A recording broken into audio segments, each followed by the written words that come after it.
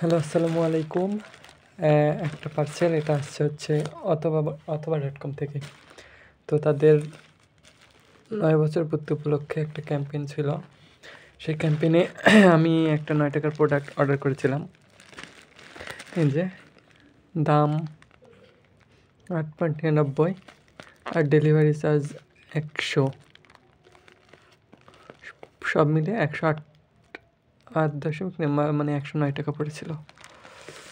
তো এই যে ওনারা একটা প্যাকেট পাঠাইছে। তো এটা কি সত্যিই সেই 9 টাকার? মানে আমি একটা ফ্যান অর্ডার করতে পারছিলাম, যাই হোক এখানে ঢেকে গেছে, এটা ফ্যান ছিল। তো দেখা যাক 9 টাকার ফ্যান তারা দিয়েছে কিনা। চলেন আনবক্সিং করি।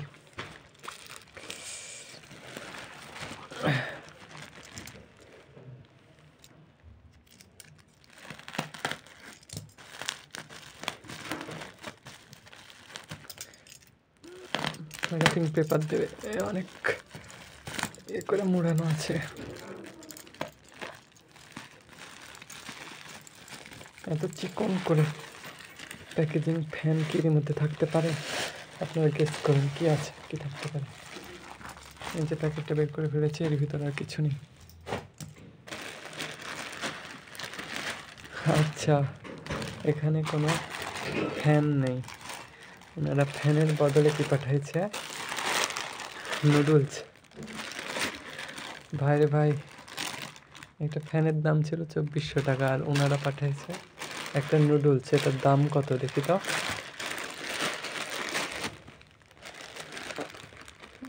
255 টাকা মূল্য। 255 টাকা, বাজারে তো কমে বিক্রি হয়। আসলে ওনাদের অফার 9 টাকার অফারগুলো মনে হয় আমার কাছে ভাওতাবাজি, মানে ফালতু অফার। যতবার করেছে তার মধ্যে এইবারই নিতে পারছিলাম। তো আশায় ছিলাম যে হয়তো পাবো, কিন্তু ওনারা বলছে যে টেকনিক্যাল ইস্যুর জন্য অনেকগুলো অর্ডার হয়ে গেছে, ওনারা প্রথম 10 জনকে দেবে, যার কারণে আমার ভাগ্যে নেই।